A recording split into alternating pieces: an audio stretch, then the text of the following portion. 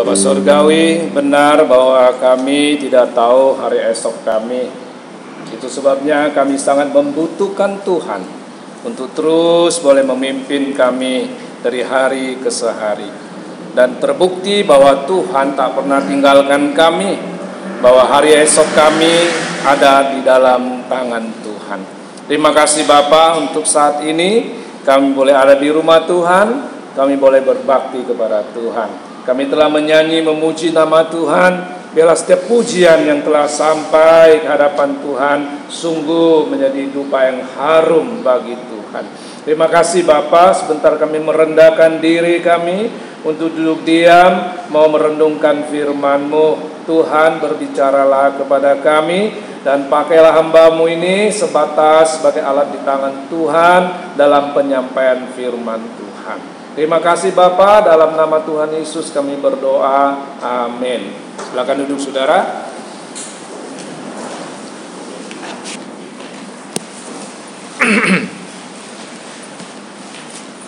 Selamat pagi saudara yang saya kasih dalam Tuhan. Senang sekali bisa melihat saudara semua ya, untuk tetap setia kepada Tuhan. Bulan ini kita sama-sama tahu kita merayakan atau memperingati bulan keluarga yang sudah kita gelar dari tahun ke tahun. Kita sungguh bersyukur kepada Tuhan untuk tahun ini kita kembali dapat menggelar kembali bulan keluarga ini. Yang berarti saudara sudah setahun Tuhan memimpin kita, Tuhan memberkati kita selama 1 tahun ini.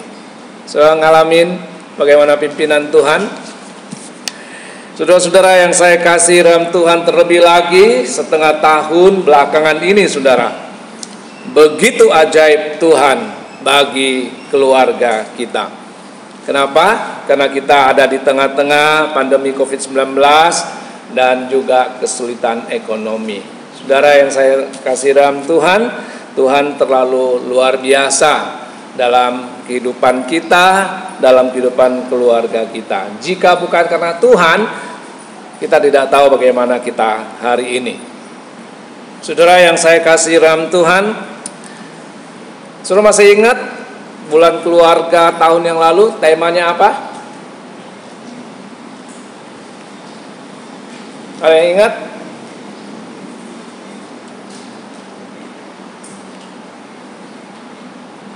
Udah nggak ada yang ingat lagi ya?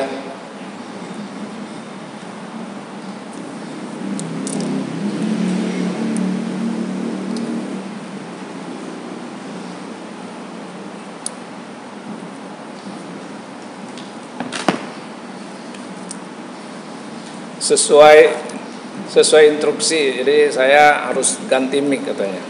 Ya. Ada yang ingat saudara? Sudah lupa? Sudah kembalikan ke guru kalau sekolah gitu ya. Setahun sudah susah ya. Iya. Minggu kapan tuh ya? Nginjer Andre berkata, jangankan sebulan, jangankan setahun, sebulan pun sudah lupa. Ya, jangan sebulan, minggu yang lalu pun sudah lupa. Saudara-saudara yang saya kasih dalam Tuhan, tema kita tahun lalu bulan keluarga adalah Tuhan pulihkanlah keluargaku. Ya, lalu kita berkata ini sangat pribadi nih. Ya, kita tidak minta, bukan tidak boleh minta ya. Oh keluarga orang lain, enggak, tapi lihat dulu nih keluarga kita ya, keluargaku. Itu yang kita tekankan saudara ya.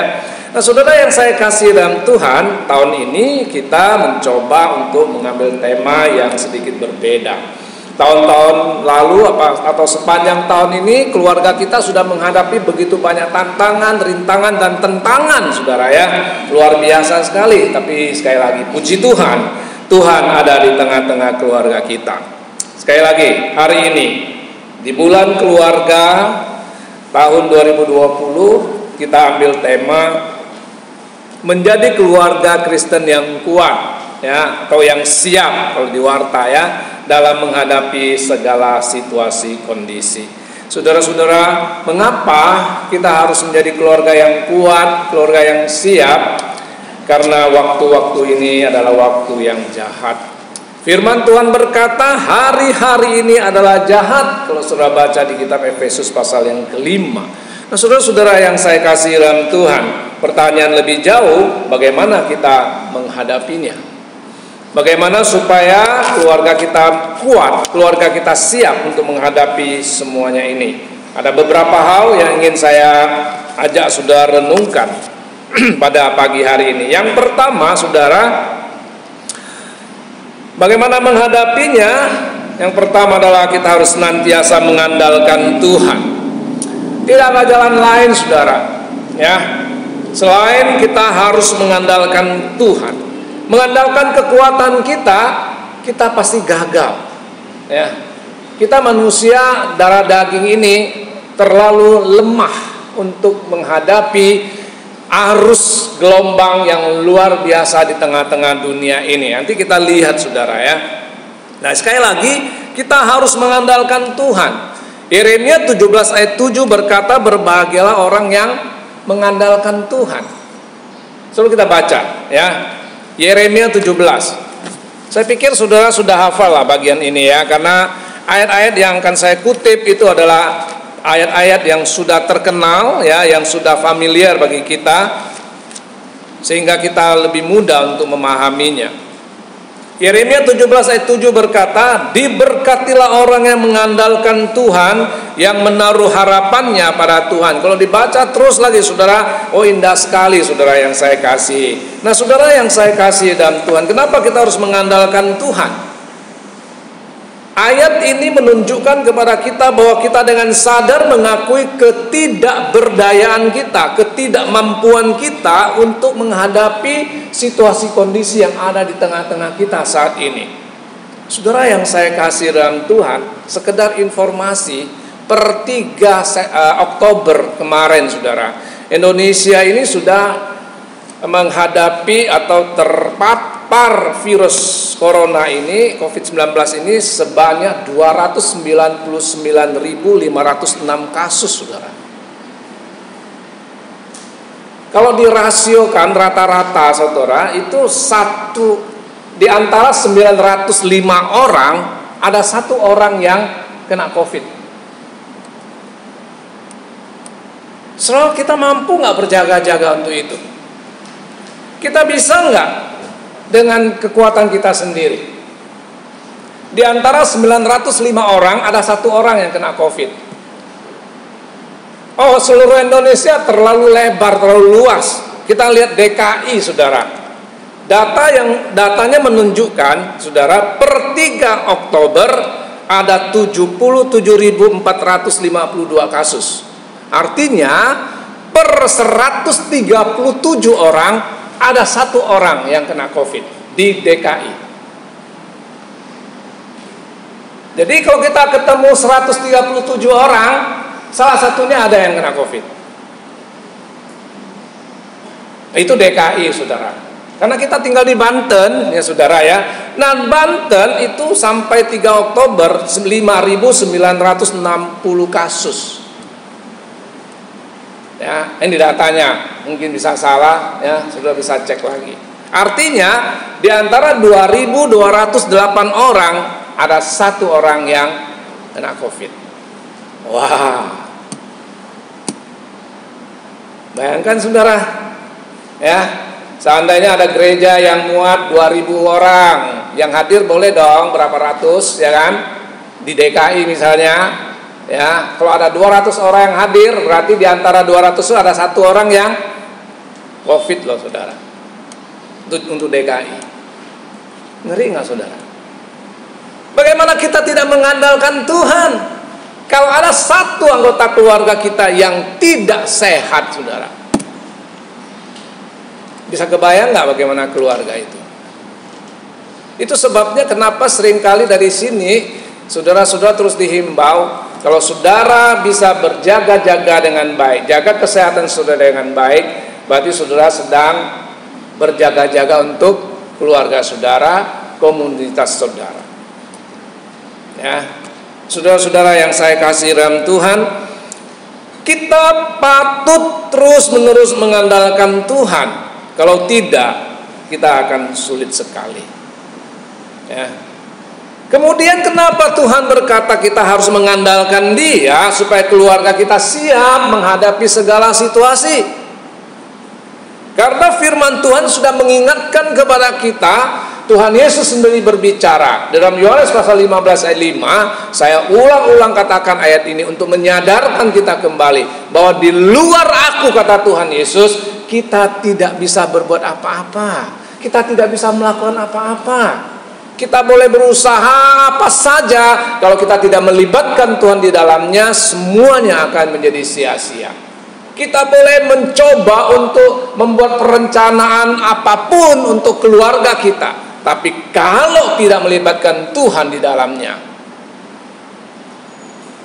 akan sia-sia, saudara. Karena kita tidak dapat melakukan apa-apa, dan apa yang kita lakukan itu tidak berarti, rapuh. Saudara-saudara yang saya kasih dalam Tuhan, itu sebabnya kita perlu terus mengandalkan Tuhan. Kemudian firman Tuhan juga mengingatkan lagi, saudara, di Mazmur 127. Apa dikatakan Mazmur 127, saudara? Ingat pasti ya. Ayat 1 dan 2 firman Tuhan berkata demikian, jikalau bukan Tuhan yang membangun rumah, kalau bukan Tuhan yang membangun keluarga kita, saudara, ya, dengan segala hal yang luar biasa, firman Tuhan bilang apa? Saya ulang baca. Jikalau bukan Tuhan yang membangun rumah, sia-sialah usaha orang yang membangunnya. Jikalau bukan Tuhan yang mengawal kota, sia-sialah pengawal berjaga-jaga. Sia-sialah kamu bangun pagi-pagi dan duduk-duduk sampai jauh malam, dan makan roti yang diperoleh dengan susah payah, sebab Ia memberikannya kepada yang dicintainya pada waktu tidur. Saudara, kita lihat Tuhan terus-menerus mengingatkan kita, jangan coba dengan kekuatan kita sendiri. Kalau kita kembali ke Yeremia 17 ayat 5, firman Tuhan tegas sekali berkata, terkutuklah orang yang mengandalkan kekuatannya sendiri, merasa hebat, merasa aku bisa. Sudah terlalu banyak teori, ada banyak pengalaman, saya mencoba dengan kemampuan kebisaan saya. Firman Tuhan bilang terkutuk. Tapi sebaliknya ayat 7 berkata, diberkatilah orang yang mengandalkan Tuhan. Sekali lagi ingat, saudara, kita tidak sanggup untuk berjaga-jaga dengan baik. Saudara yang saya kasihi, jadi kita patut mengandalkan Tuhan. Kita patut berserah penuh kepadanya. Dan kalau kita lihat kembali di Mazmur 121, saudara lihat ayat 1 sampai 5 misalnya, saudara, kita diingatkan betapa kita perlu terus-menerus berserah kepada Tuhan. Pemazmur berteriak, dari mana datang pertolonganku? Kita sedang berbicara untuk membangun keluarga yang siap menghadapi segala sikon, bukan? Dan ulang-ulang kita katakan, sekarang kita sedang menghadapi dua hal yang luar biasa, virus dan ekonomi. Indonesia sudah resmi masuk resesi ekonomi ya. Dan saya cuma berkata, Tuhan, kami tidak tahu bagaimana mengantisipasinya ya. Kita bingung ya kan. Kayaknya begitu-begitu aja. Mau disiapkan kayak apa juga, mau gimana caranya ya. Karena kita bukan ekonom, kita nggak sanggup, saudara. Tapi kalau kita baca Mazmur 121, wah, luar biasa Tuhan ya. Dia penjaga kita yang tak pernah terlelap 1 kali 24 jam ya. Orang suka lanjutin ya, seminggu 7 hari ya kan. Wah, sebulan 30 hari, setahun 365 hari, nggak pernah terlelap, saudara. Kita udah molor, saudara ya. Kita nggak sanggup berjaga-jaga, apalagi menghadapi virus ini yang tadi datanya saya bacakan, saudara. Nggak sanggup. Maka saya selalu berkata begini, ya kan? Oh, kita terlalu banyak hal yang kita bisa lalai, saudara, dalam melakukan semuanya. Udah pakai masker, oh iya. Apa pakai pelindung wajah, iya. Cuci tangan, iya. Tapi masih bisa kena juga. Lihat tuh, para medis, dokter-dokter, perawat semua udah yang meninggal udah berapa ya? Saya belum lihat data terbarunya, saudara. Apa kurang mereka pakai APD semua? Tak bisa kena, saudara. Menghadapi segala situasi tidak mudah, saudara. Belum lagi kita bicara hal-hal yang lain. Saya selalu berkata buat saya sendiri, Tuhan berjaga-jaga bagi kita. Itu bukan hanya terhadap virus. Oh, ada banyak hal. Saya cerita sedikit, saudara. Waktu hari apa itu ya? Saya jemput Arwin di benua, ya, sama dengan penginjil Lius, ya, di dalam mobil. Terus udah sampai di benua, kita mau atret, mau kembali arah kan. Saudara, itu ada 2 anak. Yang saya lihat cuma ada 1. Saya lagi mundur mobil, anak 1 lewat. Set, udah kelewat. Yang ada anak gede, saudara, ya. Tahu-taunya ada 1 anak kecil, saudara, pakai sepedanya kecil banget, ya. Dia lewat juga di belakangnya, saudara. Saya nggak lihat sama sekali. Lius di belakang, saya nggak tahu bagaimana. Tahu-tahu dia udah lewat, saudara. Saya udah mundur begini, baru habis mundur gini, itu mau apa, sepedanya itu keluar dari ban kecil, ban saya yang belakang, saudara. Saya sampai lemes rasanya, saudara. Itu ada Lius, tanya Lius. Orang yang di sana yang pakai motor cuma nungguin, nggak tahu dia berteriak apa enggak, saya juga nggak tahu. Kalau bukan Tuhan yang berjaga-jaga, masalah itu, saudara. Ada banyak hal lain, saudara, ya. Virus cuma salah satunya dari sekian banyak hal. Untuk keluarga kita menjadi siap menghadapi segala situasi kondisi, andalkan Tuhan, saudara. Jangan saudara merasa kita sudah terlalu bisa, terlalu pengalaman. Tidak ada orang yang terlalu pengalaman, ya. Selalu banyak hal baru yang harus kita hadapi. Saudara-saudara yang saya kasih dalam Tuhan, itu yang pertama, saudara. Kenapa kita harus mengandalkan Tuhan dalam menghadapi segala situasi? Kalau bukan Tuhan, kita nggak akan sanggup, saudara. Ya. Jika bukan Tuhan yang membangun rumah, sia-sialah usaha orang yang membangunnya. Jika bukan Tuhan yang mengawal kota, sia-sialah orang yang berjaga-jaga. Andalkan Tuhan supaya keluarga kita kuat, keluarga kita siap menghadapi segala situasi. Yang kedua, saudara, bagaimana supaya kita siap, supaya keluarga kita kuat? Yang kedua adalah mengaktualisasikan firman Tuhan. Saudara-saudara yang saya kasih, ada banyak firman yang sudah kita dengar. Apalagi kita yang setia berbakti kepada Tuhan, setia membaca firman Tuhan di rumah, ya, setiap hari secara pribadi. Tentu banyak sekali firman Tuhan yang sudah kita dapatkan. Nah, Tuhan mau supaya kita mengaktualisasikan firman Tuhan itu.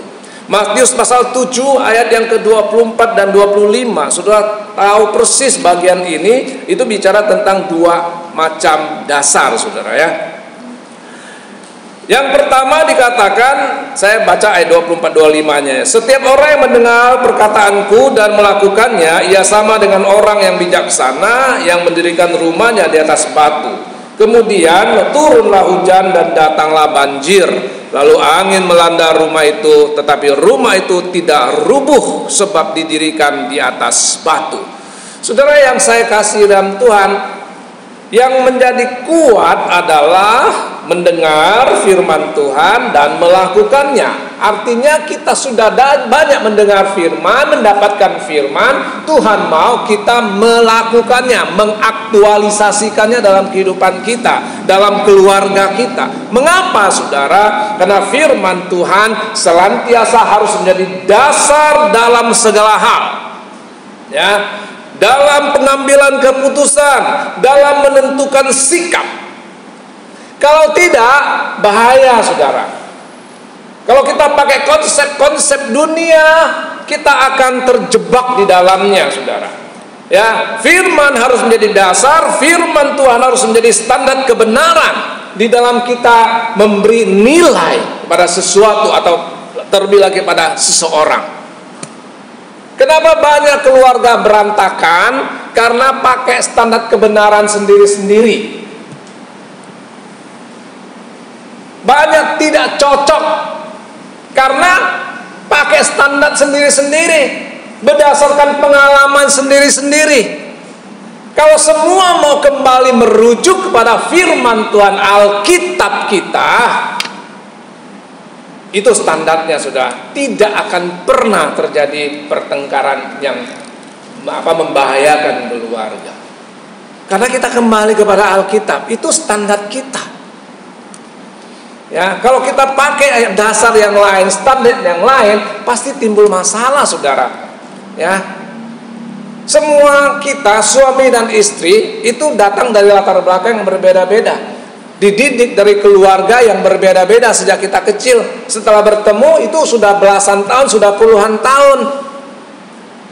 Didikan-didikan dari dulu itu sudah melekat mendarah daging dalam hidup kita. Lalu kita menjadi satu keluarga. Kita pakai standar kita masing-masing. Keluarga besar saya mendidik saya itu begini. Satu lagi bilang keluarga besar saya mendidik saya dari kecil sebegini. Hancur nggak saudara?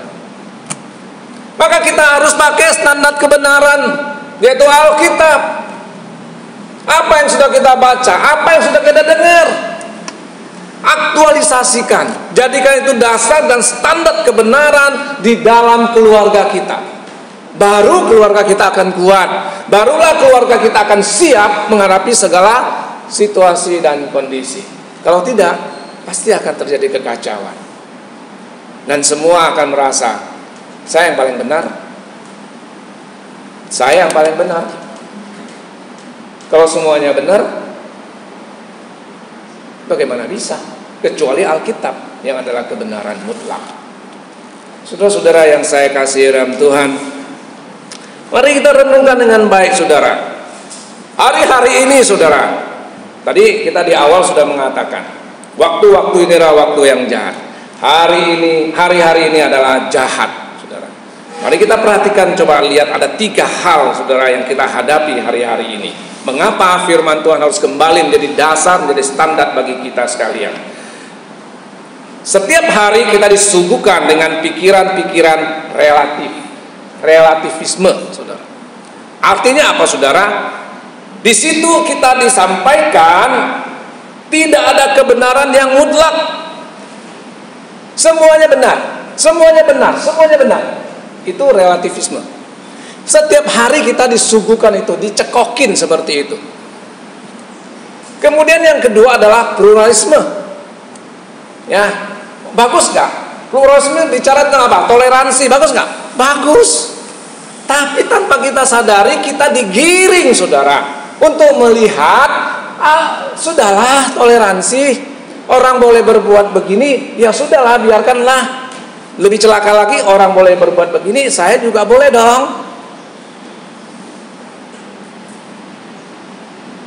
Sehingga muncul ada yang namanya pluralisme agama, yang pada akhirnya mereka menyebutkan itu semua agama sama. Ini tanpa kita sadari, setiap hari kita dicekokin seperti itu. Kalau kita tidak bisa menerima hal seperti ini, kita akan dibilang orang yang ekstrim.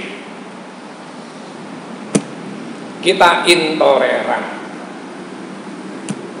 Saudara yang saya kasih dalam Tuhan, ini tanpa kita sadari sangat berbahaya sekali.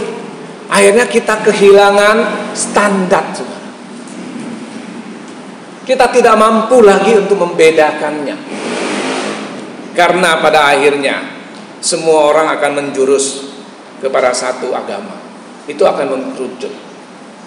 Karena semua benar. Jadi tidak heran dari dulu-dulu sinkritisme itu sudah ditiupkan, saudara. Dan ini dihidupkan terus, saudara. Dihidupkan terus. Sehingga itu akan memudahkan penyatuan agama-agama. Saudara, mari kita hati-hati. Kalau kita tidak punya firman, saudara, kita akan susah. Dan kalau kita punya firman tidak diaktualisasikan, kita akan seperti orang yang kedua, yang mendirikan rumah di atas pasir.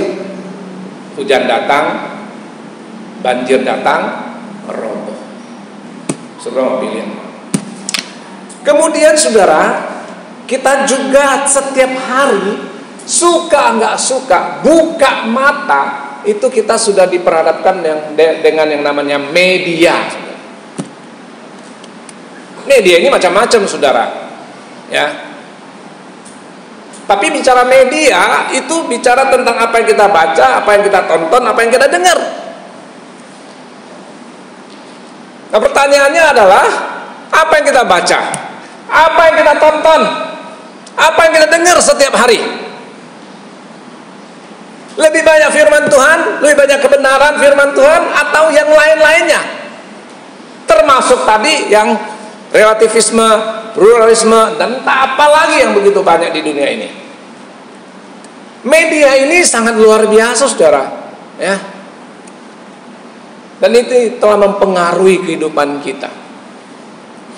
Banyak keluarga menjadi hancur gara-gara media juga. Kalau kita tidak bisa memanfaatkannya dengan baik. Saya tidak berkata media itu jahat atau rusak atau apa, enggak, saudara.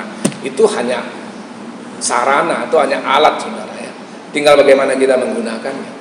Tapi sekali lagi, apa yang kita baca, apa yang kita tonton, apa yang kita dengar, itu bicara media, saudara.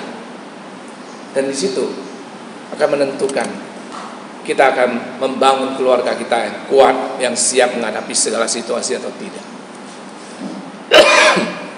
Selanjutnya adalah pergaulan. Ini juga menentukan, saudara, ya. Karena firman Tuhan dalam 1 Korintus 15 ayat 33 berkata apa? Pergaulan yang buruk merusak kebiasaan yang baik. Siapa teman kita? Orang tua selalu mengharapkan begini. Mau tahu anakku itu bergaul dengan siapa saja? Betul nggak? Bapak-bapak, ibu-ibu, ya kan? Kita sebagai orang tua ingin tahu anak kita bergaulnya dengan siapa saja. Istri ingin tahu suamiku bergaul dengan siapa saja. Suami juga ingin tahu istriku bergaul dengan siapa saja. Karena pergaulan ini luar biasa, saudara. Kalau tidak berbahaya, firman Tuhan nggak perlu ditulis untuk mengingatkan kita. 1 Korintus 15 ayat 33 itu, saudara. Ingat baik-baik. Pergaulan yang buruk merusak kebiasaan yang baik. Merusak karakter kita. Jadi kalau kita runut dari atas tadi, ajaran-ajaran, media, pergaulan yang buruk, saudara, itu akan merusak karakter kita, kebiasaan kita. Dan kalau itu sudah rusak, bagaimana keluarga kita bisa kuat? Bagaimana kita mampu menghadapi segala situasi kondisi? Renungkan dengan baik, saudara. Betapa pentingnya sekarang kita memiliki standar kebenaran, standar nilai-nilai yang sesuai dengan firman Tuhan. Sekali lagi, saudara sudah dapat banyak firman, ya. Saudara bukan orang baru, saudara adalah orang-orang yang sudah tahunan ikut Tuhan, ya. Jangan dengar telinga kiri keluar telinga kanan, ya. Ayo renungkan baik firman Tuhan dan aktualisasikan dalam hidup saudara, dalam keluarga saudara. Yang terakhir, yang ketiga, saudara, saling mengasihilah, saudara. Kita sudah sering kali dengar hidup kita ini nggak lama kok saudara. Ya. Hidup kita ini lebih pendek dari pohon saudara.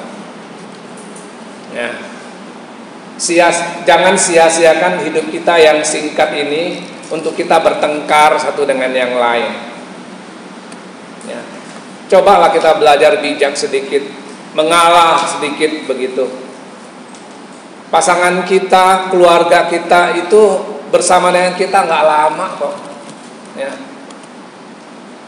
Ayo kita saling mengasihi satu dengan yang lain. Saling mengasihi di situ itu saling support, saling memberikan perhatian, saling peduli satu dengan yang lain, saling berbagi suka maupun duka, ya. Saling mengingatkan. Terlalu naif, kenapa kita harus bertengkar terus begitu? Ya. Terlalu naif. Waktu kita nggak terlalu panjang sekali lagi. Mari kita saling mengasihi supaya keluarga kita kokoh, kuat. Kalau di dalamnya kuat, kita lebih mampu untuk menghadapi terpaan masalah persoalan dari luar. Tapi kalau dari dalam kita rapuh, sedikit saja masalah dari luar akan menghancurkan kita. Itu sebabnya, saudara, saya ingatkan, mari kita saling mengasihi, ya. Keluarga kita, sesama anggota keluarga kita, suami, istri, orang tua dengan anak, anak dengan anak. Ayo saling mengasihi satu dengan yang lain. Ingat, sekali lagi, waktu kita nggak panjang, ya.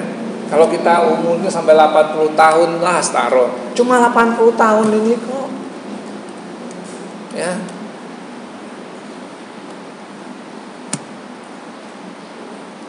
Oke saudara, mau jadi keluarga yang kuat dan siap menghadapi segala situasi? Andalkan Tuhan, ya. Aktualisasikan firman dan saling mengasihilah satu dengan yang lain, supaya keluarga kita menjadi mampu untuk menghadapi segala situasi kondisi. Saya tidak perpanjang firman Tuhan, tapi biarlah apa yang sudah disampaikan, poin-poin ini sungguh dapat membangun keluarga kita menjadi keluarga yang kuat, keluarga yang siap menghadapi segala situasi kondisi. Mari kita berdoa. Bapak Surgawi, terima kasih untuk firman-Mu yang selalu disampaikan. Tuhan, biar Engkau sendiri yang memberkatinya, menyempurnakannya, dan memeteraikan dalam hati pikiran setiap kami, sehingga firman-Mu berbuah-buah dalam kehidupan setiap kami. Tuhan, tolong kami semua. Kami bersyukur dalam nama Tuhan Yesus. Amin.